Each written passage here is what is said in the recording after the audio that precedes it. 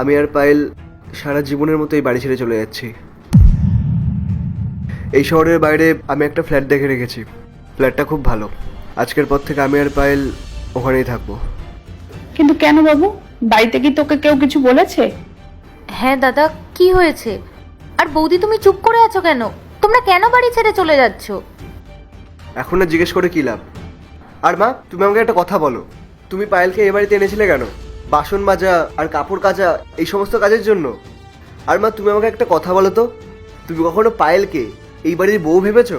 তুমি, পূজা, রাহুল, ওরা তো সবাইকে কাজের লোকই মনে করে। পায়েল এই বাড়ির কাজের লোক না, ও এই বাড়ির বউ।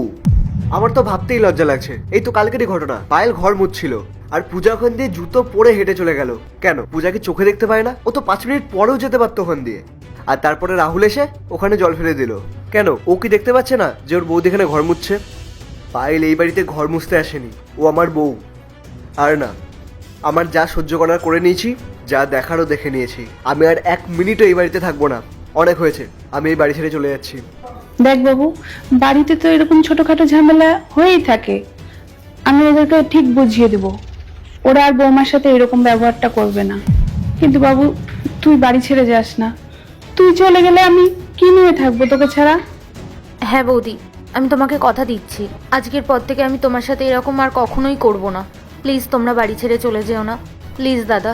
আরে বৌমা, তুমি চুপ করে আছো কেন? তুমি ওকে একটু বোঝাও না, ও যাতে বাড়ি ছেড়ে না যায়।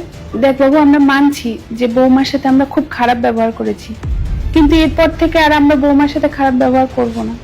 দেখো বৌমা, আমি তোমার কাছে হাত জোর করছি, তুমি ওকে বোঝাও না, ও যাতে বাড়ি ছেড়ে না যায়। দেখো রোহান, মা আমাদের সামনে হাত জোর করে দাঁড়িয়ে আছেন, আর এটা তো আমাদের শোভা পায় না বলো, যে গুরুজনেরা আমাদের সামনে হাত জোর করে দাঁড়িয়ে থাকবে।